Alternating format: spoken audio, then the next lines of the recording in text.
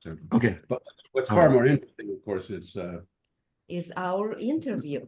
Our Welcome, interview. everyone. Yes. Our traditional interview with Robert Dilts. yeah, what a pleasure, what an honor, and It's become a tradition. Yes, we can call it traditional. and people are really interested. People are just so because it's sort of I don't know.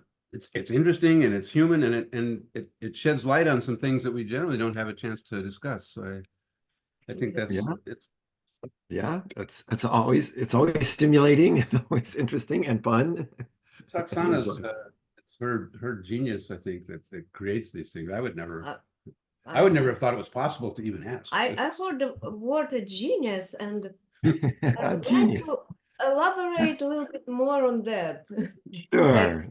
say, if you want to understand if man a genius, ask his wife, right? And this is kind of Right. way to understand. Yeah, we don't agree on that subject. There's I an old saying, there is an old saying that behind every great man is a surprised woman. yeah. Well, this potential, this promise, this Yes. idea that there are strategies and other tools, other perhaps frames or mindsets or points of view, Yeah. strategy that characterize genius or their geniuses in their thinking leads to the question: is this something that I could try on? Of course, I'm never going to write like Shakespeare in any case, or I know that, but Right.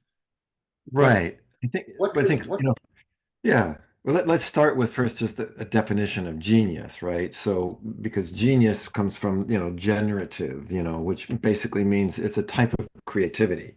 You're really? creating something that hasn't, no, that hasn't been done before. You're creating something new. Now, then there is the whole aspect of fame, which means you've created something new that becomes popular or that becomes, impactful in a bigger way.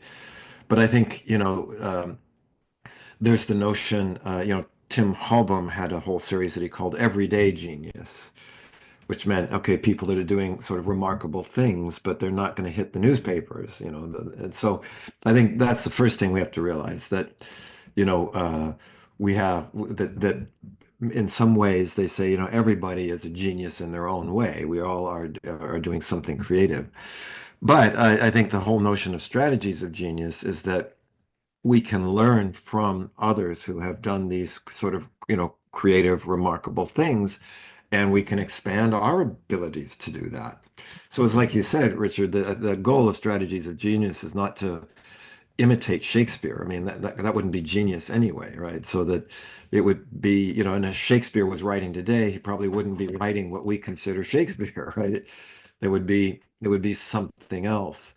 Um, and for example, the other thing that's important then about strategies, what we mean by a strategy, right, is that it is a structured process, which NLP is very good at creating these structured processes.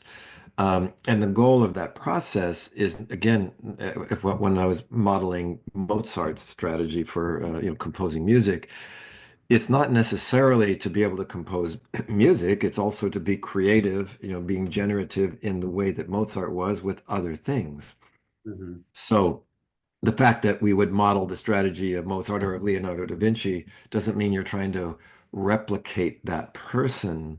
What it means is that by using some sort of in the case of genius, some structured creative process, we can enhance our own creativity.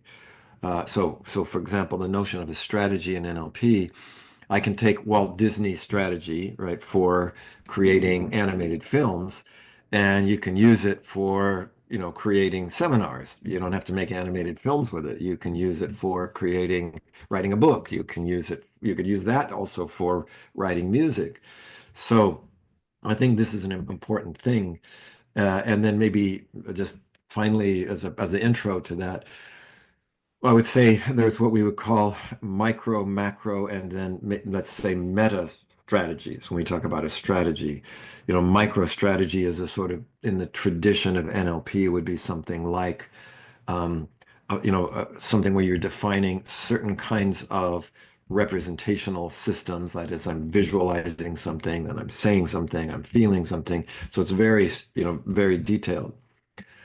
A macro strategy would be more of a pattern. So, for example, like when we were talking about Disney, there's the micro strategy that Disney would have used, which had to do with which particular representational systems he used and how he put them together. The macro strategy is more like dreamer, realist, critic, or like certain what we would call patterns of genius. That I am, keeping a strong orientation towards the future. I'm being able to chunk down or chunk up. So that I can do with any different micro, I can use different micro strategies to do that.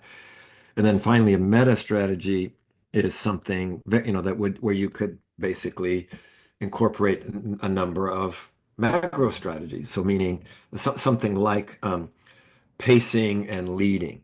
Okay, I can pace through any number of macro or micro strategies and and then lead. And so I think so these are different levels of how I say they are all structured processes, but they're different levels of structure, let's say.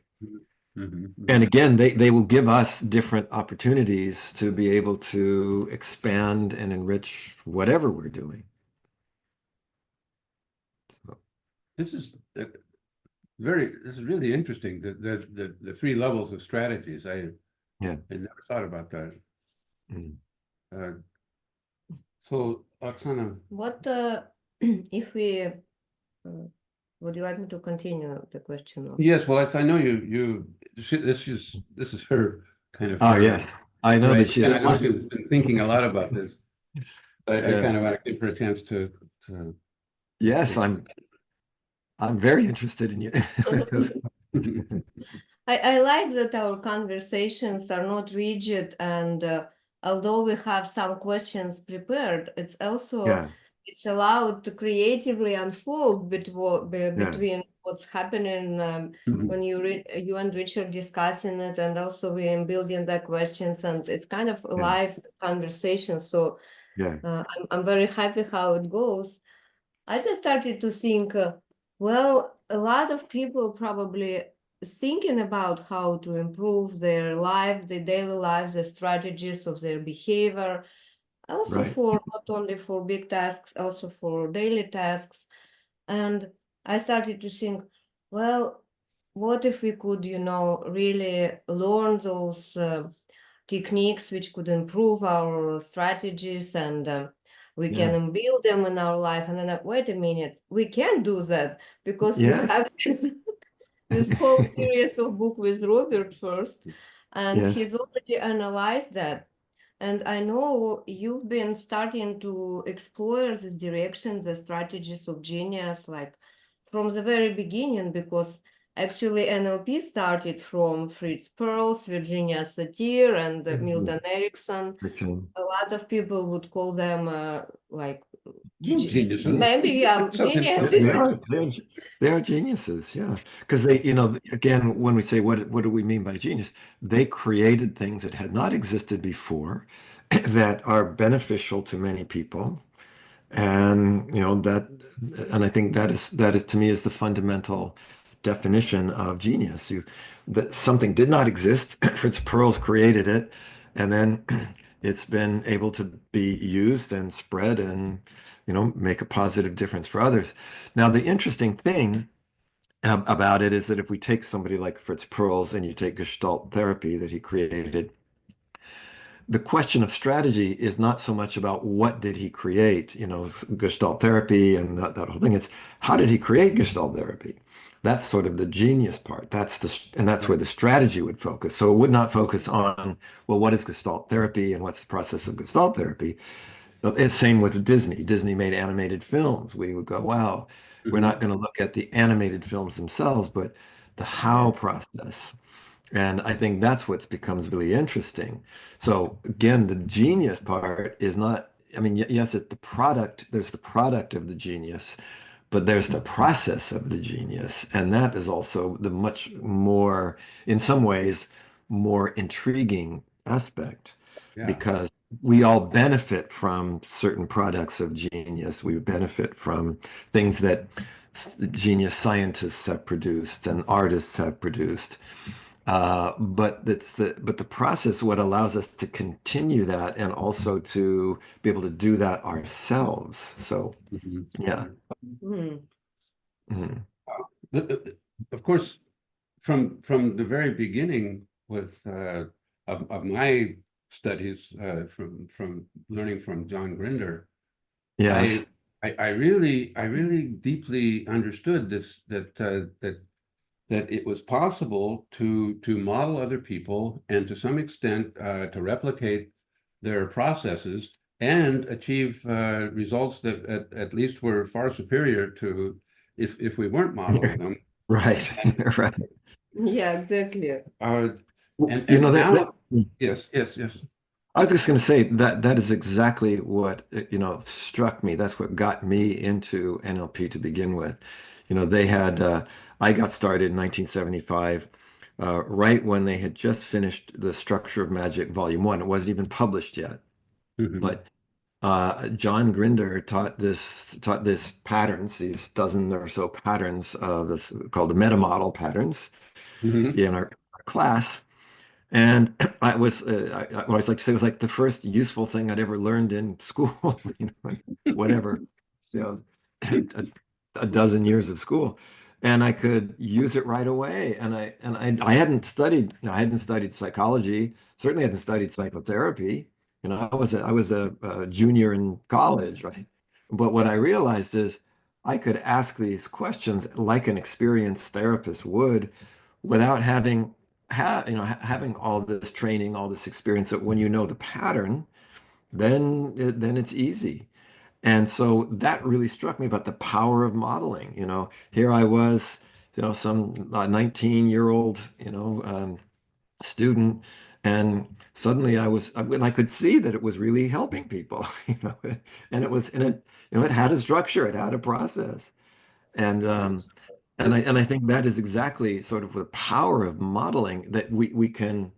It's not so much that I'm trying to be a Fritz Perls or a Virginia Satir, but by using that, I could accelerate. I think maybe is another aspect of it. I could accelerate my own capabilities into something I would have never been able to do. And if I hadn't known those patterns, those 12 patterns, I could have also studied and observed, Fritz Perls for years and maybe still never been able to, get something from it. So that capability to get to that generative level, that I think is so, it's so, again, I think it's the engine of NLP. It's what has driven NLP since its beginning. And yes, indeed. And now I've just been thinking about your description of the levels of strategies Yeah. as micro, macro, meta. Is this, do you think, generally true of modeling, or specifically of more specifically of sleight of mouth, or genius Well, strategy, genius? strategy of genius. That's terminology that I created for understanding strategies of genius, simply because, when I'm studying people and their process, you start to realize, well, it's not all VAK, it's sort of things, then there's other of these patterns. And just like there was so-called meta programs in NLP, this is patterns within other programs. So that makes sense that everything kind of has that capability. Even in fundamental NLP, there's the notion of the tote model, right? Test, operate, test, exit. But you have what's called nested totes. So, this one is using these other ones, and those are using smaller ones. So I think it's a natural result of any kind of chunking, let's say. Mhm. And that was got to be true of any of our inner processes. And then the big question is, at which level is the difference that makes the difference, so sometimes sometimes without that micro level, it doesn't matter. Other times, the micro level, again, you can substitute other things for it, so it's not dependent on those particular details.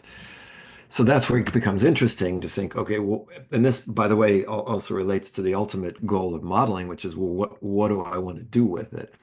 What is the purpose of modeling that to begin with? Is it to try to replicate what somebody did? Is it to try to take what they did and see if I can transfer it to somewhere else? Is it to try to accomplish a particular goal? So I like to say, if we think of something like macro strategies, I've done a lot of work with leadership. Now, leadership is not something that it's not modeling one particular leader's style. It's you're trying to increase this capability amongst a whole group of managers, let's say. So there you're not trying to go into such specific detail. It's more these more general patterns. Whereas if it's something like spelling, you got to then the details of that strategy are going to really matter because it's Yeah, very PAK is important there. specific. Yes. So again, that's so even when we use language, we hear our language is kind of more, micro focused or macro focused or, meta focused. What interesting distinctions, though. I just never, never thought about that before. Yeah, well, again, it's when we are looking at, if you're looking at somebody's process, you start realizing, okay, yeah, there are these details, but there's this other level too, because I'm looking at somebody like, say, a Milton Erickson, and he's working with, multiple types of clients and multiple types of issues, and I start to realize, well, he's not doing the same thing on a detail level with everybody, but then there is something that's the same. What is that? It's on some other pattern, some other level of pattern.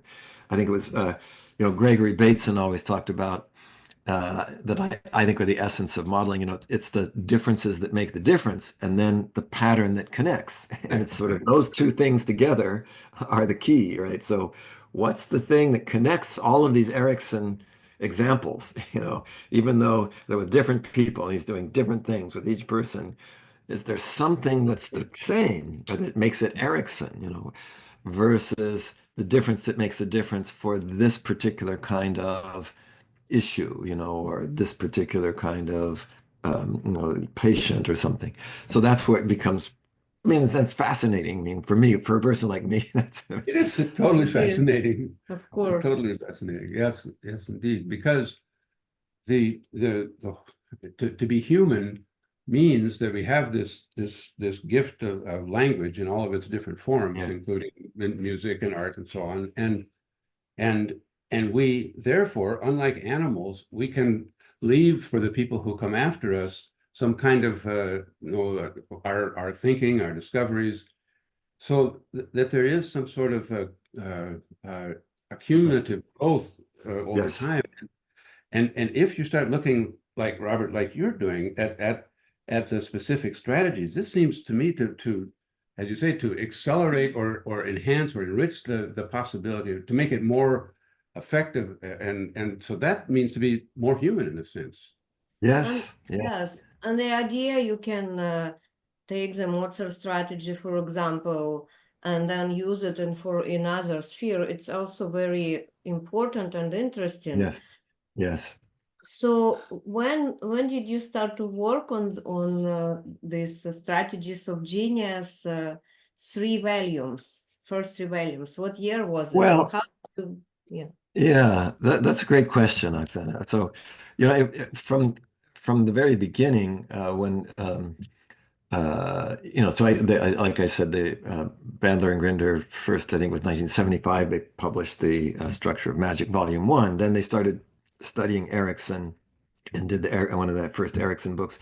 Then they were doing the Structure of Magic 2, which was all about this idea of started to bring in this idea of representational systems. And as we started, looking at that and this idea of what was called synesthesias, so the connection between sight and feeling. And I remember John Grinder at some point made a remark that, someday, if we map the synesthesia patterns of geniuses, we would be able to sort of replicate that, sort of have a modern renaissance. And I thought that was so cool. I thought, yeah, that makes perfect sense. And of course, this is all in the early days. I really think that NLP was probably one of the main precipitators of modern cognitive science, and trying to understand cognition. It's also when personal computers were first coming out, and this idea that you could program these things yourself. And we always had this metaphor that, the most important personal computer was the one in between your ears, but it came without a user's manual. So you had to. NLP was the user's manual for Yeah. this computer. But so that intrigued me, and I always thought, yeah, that there was something to it, and I became very interested in that notion of strategies. I was the primary author of NLP Volume 1, which is all about strategies. And then as you start to break these strategies down, you can get in even to more micro levels, right? So not just that it's an image, but what submodalities the image has and all those kind of things.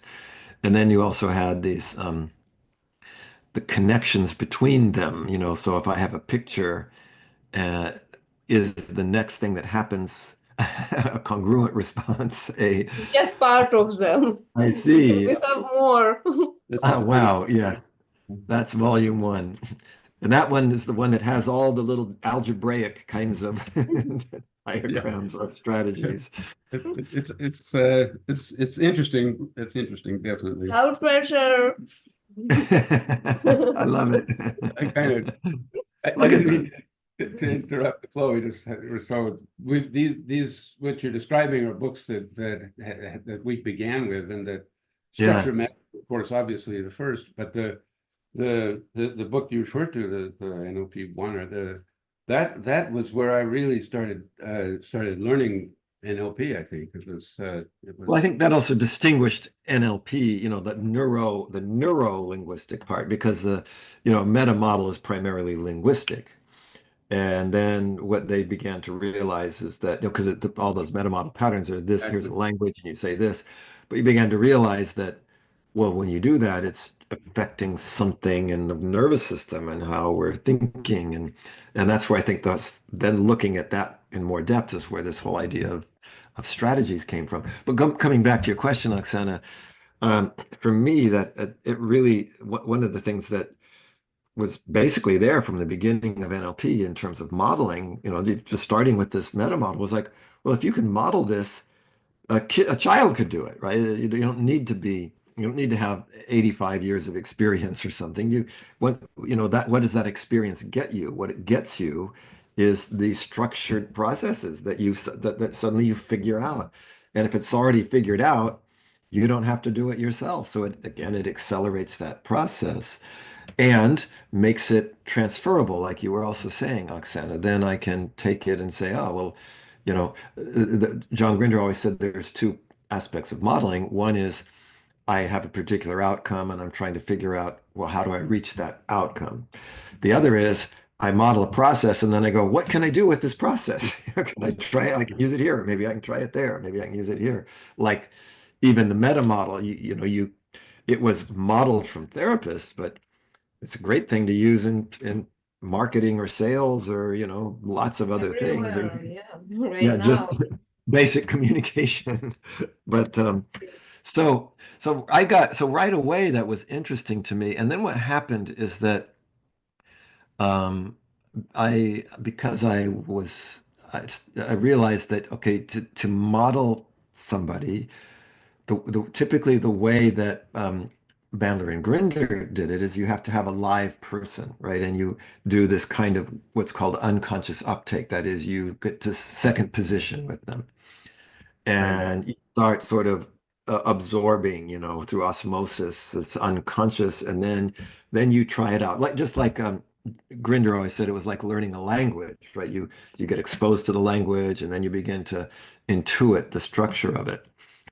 Um, However, I was always myself, I was always intrigued with, I mean, there were people that really struck me as being, ones that, did things that really changed, how do I say, shaped us in history, like Leonardo da Vinci, like Albert Einstein, people like that, who are no longer alive, right? So you can't do that with them. I used to say then you could only model Mozart's decomposition strategy, today. But then I remember it really struck me that somebody sent me this letter. I think it was very early on, that was written by Mozart about his creative process, and I was like, wow. I mean, he's revealing how he did it. He's not necessarily aware of it, but his language, he's using visual language here, and he's talking about that, he's feeling something.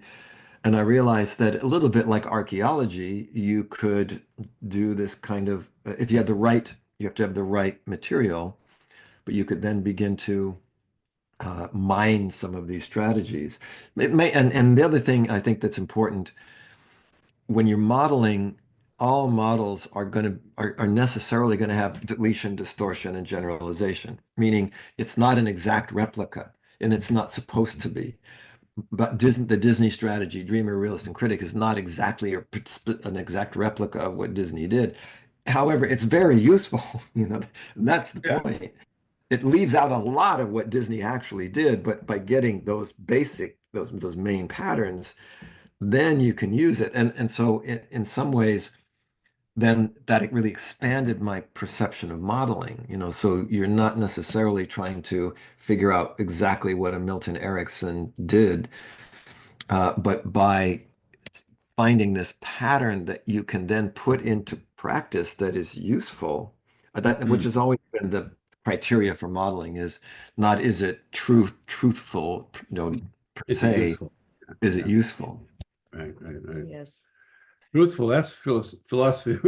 That's a It's different a whole, area. a Well, whole different. But then, go What? ahead. Go ahead. Yeah. well, this coming back to when it started. So that really, when we started really looking at strategies, even at the end of this NLP Volume 1, I was saying, oh, what we want to put out, what we're going to do next is some kind of a recipe book. So what would be recipes? These strategies for different things, Mm. and and then that never really happened because of the sort of falling out between Bandler and Grinder and that whole thing. But I think, the strategies of genius are sort of a one of those kind of recipe books that I was always thinking of. Okay, what Right. kinds of recipes can we offer that would help people to enrich their lives?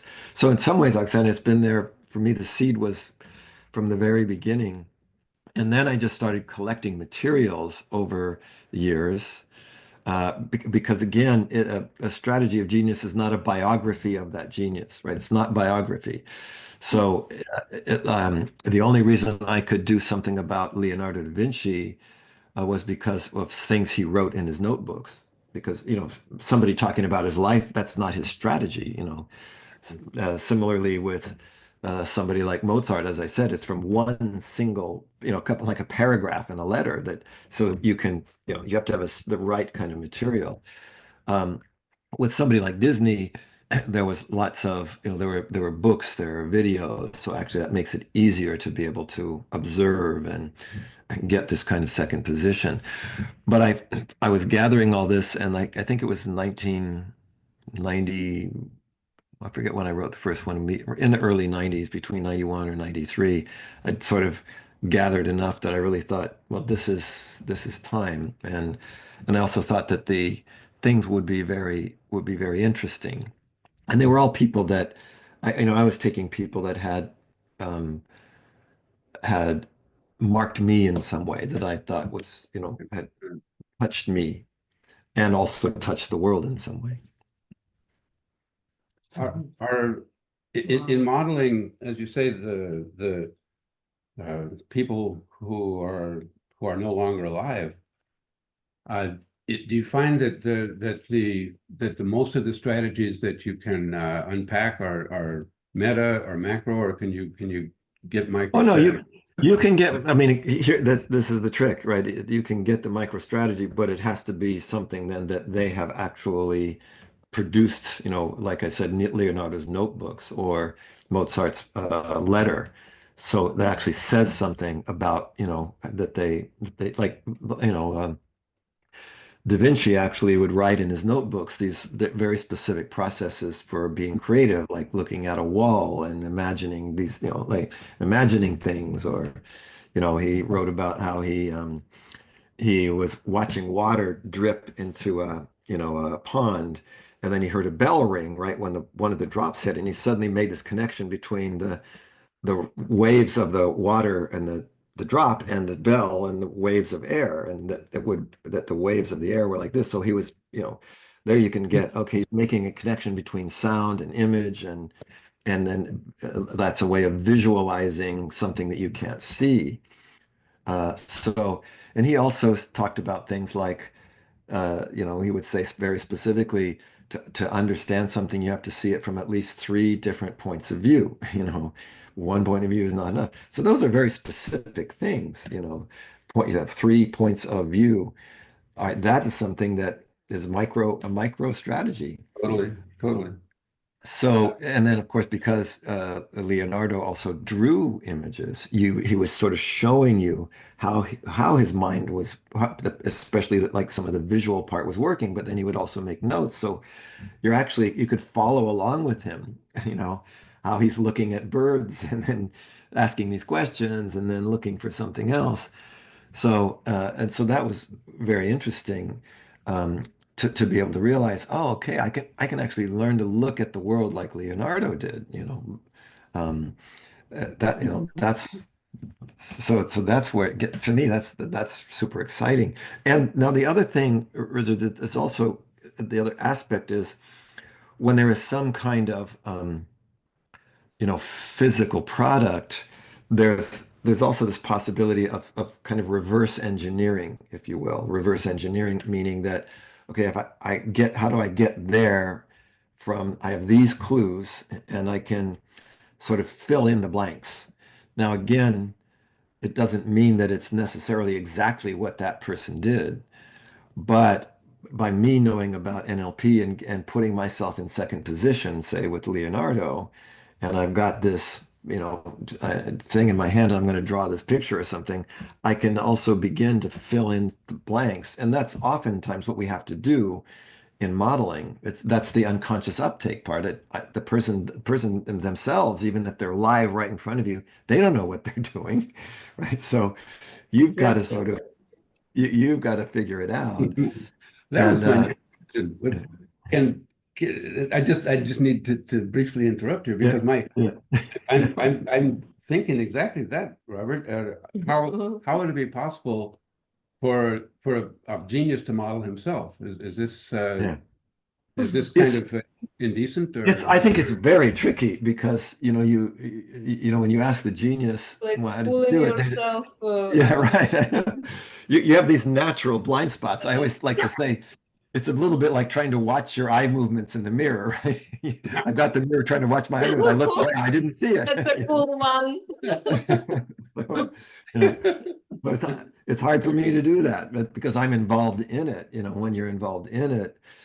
Now that being said, one of the reasons that in the first volume of Strategies of Genius, that I included Sherlock Holmes was precisely that, because first of all, Sherlock Holmes was not a real person, right? He was We a just, creation yeah, had the of same. Arthur Conan Doyle. He was actually a result of modeling. So Arthur Conan Doyle created Sherlock Holmes by modeling his medical school professor and how that medical school professor diagnosed illness, and thought, well, what if you took that way of thinking and applied it to, crimes, criminology, and invented, this whole area. I mean, actually, a lot of what these patterns of Sherlock Holmes are used in modern forensic, uh, criminology. But Sherlock Holmes as a character could do something and then track how he did it. He would say, he would make some comment about Watson. And of course, Watson would say, "Oh, Holmes, how did you know that?" And then Holmes would go, "Well, because I observed this, and then I made this inference, and then I concluded that." So actually, um, he was showing that it is possible to do something and be aware of it at the same time. But most people are not. Most people, when they do it, they're doing it and they're not thinking about how they did it. It comes out intuitively. And for them to be able to model themselves would be it's a whole other skill set. I'd have to be able to slow it down. I have to be able to self-reflect. Mhm. Uh, And that and changes so, everything. yeah, So That's I yeah. guess that it's Mhm. we're gonna have to model Robert then, since he can't Right. model himself as works. well. Well, But also that's very, that was all one these of kind the of things that we're questions. modeling, all these things we model are also kind of mirrors to ourselves. I mean, and in fact, what you know, I think there's another thing, which is that the only thing that we can actually perceive is what we already know in some way. So, it once we can, and again, this is what Bandler and Grinder said about their modeling is once you can do it, like when they were modeling Ericsson, right? They'd go down, watch Ericsson, come back from Phoenix and do everything to us that they saw Ericsson doing. Not necessarily perfectly, not necessarily perfectly at first, but once they could do it, then they would go, okay, we must have the basics of this process down. And so they could start to structure it. It's also interesting point that when you started to create the strategies of genius work and gather them together, Yeah. you already had a set of tools, and you Yes, described the strategies not with any language or whatever. You use the already created absolutely. Yeah. language. So it's like Yes, you, like I'm a physicist, so I just take this example. There is no law of physics. I mean, the nature did not create those laws. The physics right, is a compilation of people observation of patterns and right. description with special language. So Yes, if other person, for example, would look at the work, any of geniuses you created without those knowledges you already had in right. an idea, they would Yeah. maybe find something, but it would be different because it's different observer. So it's Yes. different result. And Precisely. Yeah. But in fact, that's interesting you bring that up because um, in the strategies of genius, one of the people I was also modeling was Sigmund Freud, and Freud also he did an analysis of Leonardo da Vinci, but Ah, his analysis of Leonardo da Vinci was completely different than strategy of genius because I of can what his imagine. filters were. And absolutely right. Yeah. Oksana, that's even what Einstein said very clearly. He said, I see on one side the world of, logical reasoning and mathematics, all these things, and on the other side is sensory experience. It's just, what we perceive. And science is trying to, put this world of this, which is completely arbitrary in a sense. It has its own rules, right? Logic, but I'm trying to overlay it on my actual experience. And when there can be some correlation, that's what we call science. We bring this whole way of structuring things to this, and it changes. It changes. We see that in medicine a lot. There's a certain way of looking at things, and then we change our idea about it. And we go, well, actually, we thought that was bad for you. Now we think it's not bad for you. And so, so you're constantly trying to, again, it all comes back down to the usefulness of it. That I have this filter I'm putting on, and this is what I also learned from Gregory Bateson. That's one of the things he was able to do is you look at something like a physicist, you look at something like an anthropologist, you look at something like a psychologist, you look at something like an artist, same thing. And whew, you get completely different things. And that's part of what makes the world so magical, right? It isn't one thing.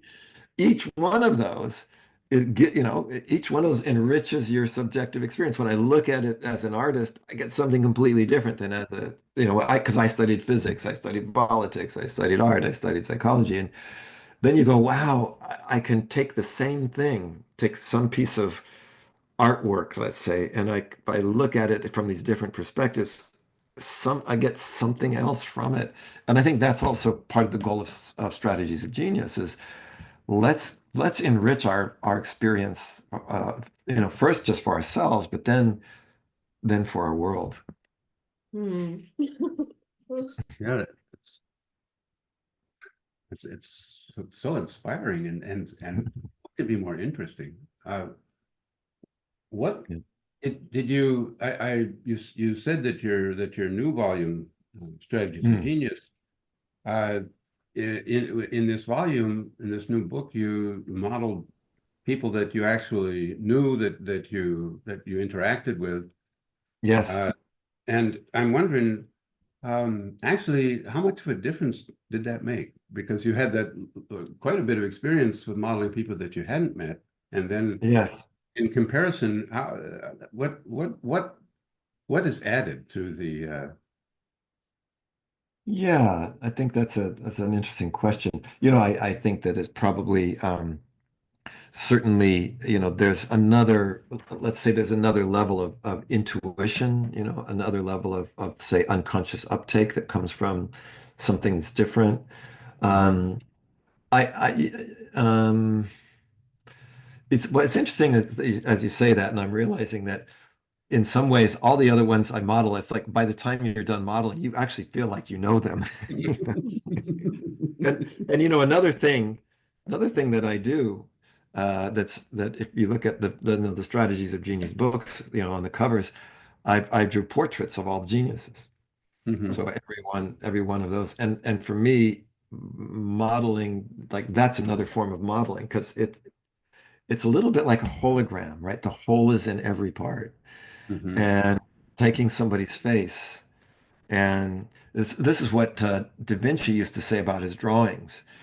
Um, he wasn't trying to copy reality like a photograph. Like, he wasn't trying he was trying to internalize it. And in fact, when he finally could draw the thing without looking at it, then he called it a demonstration, not an illustration, which I thought was mhm. interesting, Wow. which means that Wow. I've internalized the deep structure of that thing, and then I can rotate it around inside of me. So I really know it. And that's why, um, he could create these machines that people couldn't even build yet, and that they built them later and they work because Yeah, you know, yeah, because so he didn't have the thing there that he was trying to copy, the shadows or whatever. It's like you're internalizing it. And for me, that also happens with the portraiture. I'm, through the eyes of somebody and the relation of the eyes to the mouth, and it is like I don't know, it's a map, and there's much that you can sort of internalize. So anyway, I realized that I actually sort of feel like I know those people. I spent so much time with them, and on the other hand, then having, of course, the live experience and getting um, the interactions certainly does, I think, create first of all, a deeper sense of connection, a deeper sense of, I don't know if internalization is the right word, but it's just sort of, you've got quote mirror neurons that then you can use, which are another whole yeah, set of intuition. So, yeah, yeah. yeah. So interesting. So much So more much to to. overthink after that. Yeah, I well, know. I know. I think you ask these questions and then we sort of open these areas. But I also want to make sure, Oksana, I know that you had you probably have a number of questions that you were preparing as well. I we got I we got time for at yes. least one Yeah. more. I'll call Z and give him the Yeah. link. He, We got 5 minutes. But let's send yeah. him to Telegram. But he But doesn't know when. Yeah. Okay. Okay. but this is So, this is great. I mean, I think this kind of conversation is so is so valuable, and not having it, be rigid, but we can, it's conversational, it's more systemic, which I think actually, thinking for a moment about somebody like Gregory Bateson, I think that was one of his greatest, Oh, yeah. strategies was, he'd be talking in one moment about Beatles legs, and then he'd be talking about Balinese art, then he'd be talking about steam engines. And of course, and people would go, I know he's getting at something, but what is he getting at? And yet he would never name it, because if he named it, it would defeat the purpose, right? He was trying to get things to emerge in you. And when I would sit in his class, this is so talking about being with them. With Bates and I would have this most amazing experience. He'd be sitting up there talking about all these things, and suddenly, just ideas would fall into my mind. Just things would literally, only you can describe, like fall into me. And I think that was part of his genius, not only as a thinker but also a teacher. You sort of put something here, here, here, here, and then you can't help but suddenly start to to see it or to experience it.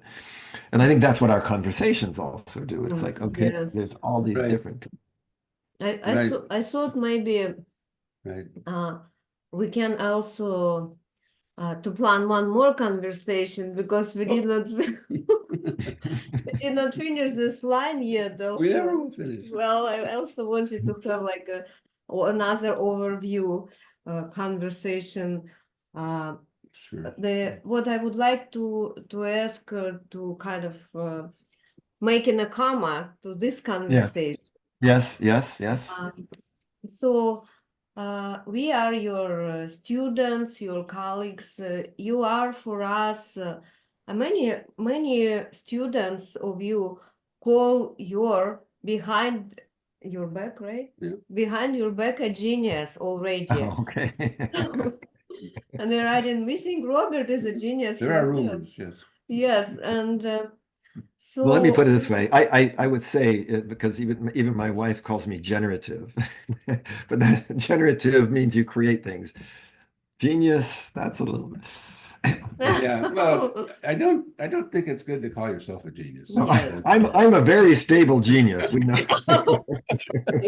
I finally achieved the level. I'm a genius. Now I can rest. So I don't think geniuses think about themselves as a geniuses. I think this is the first. Like, if you're a genius, you will never think you're a genius. This is, I Yeah. think, the first.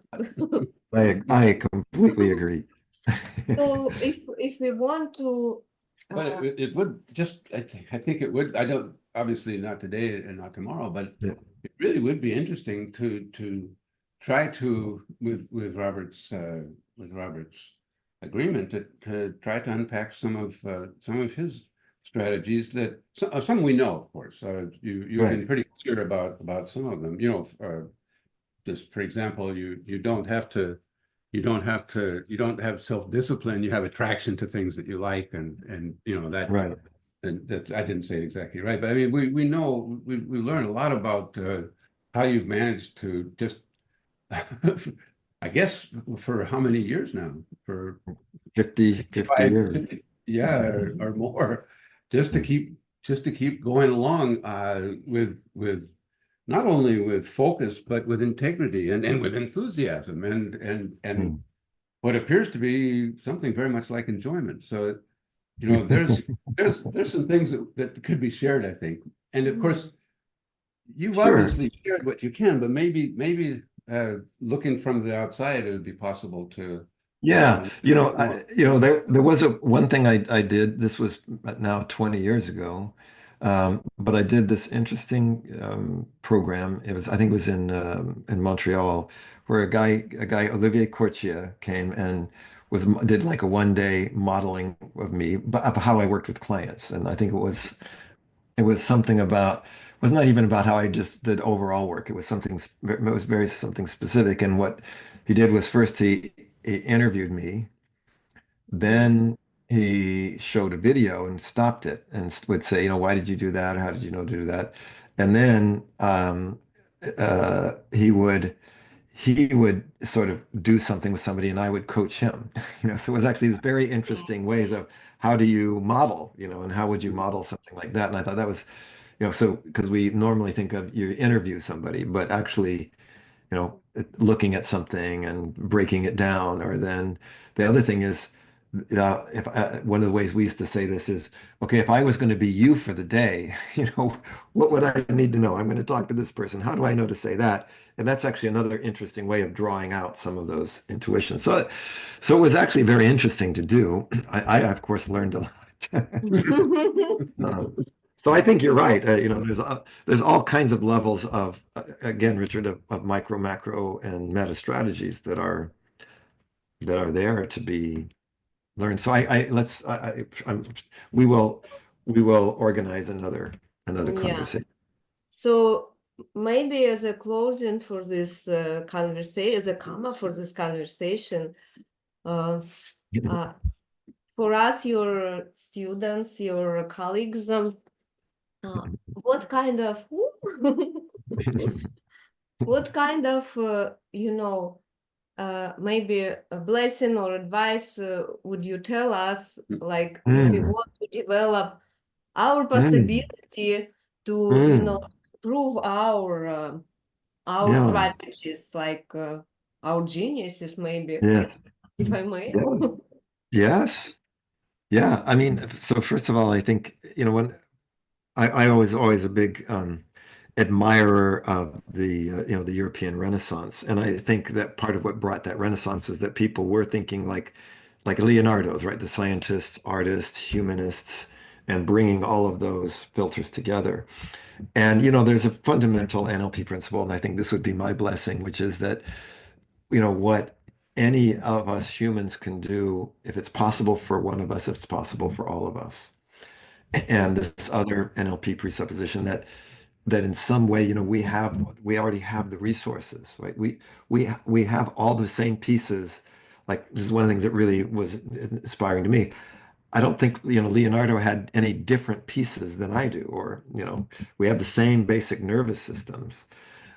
So it's a matter of just, becoming curious about it, knowing how to utilize that.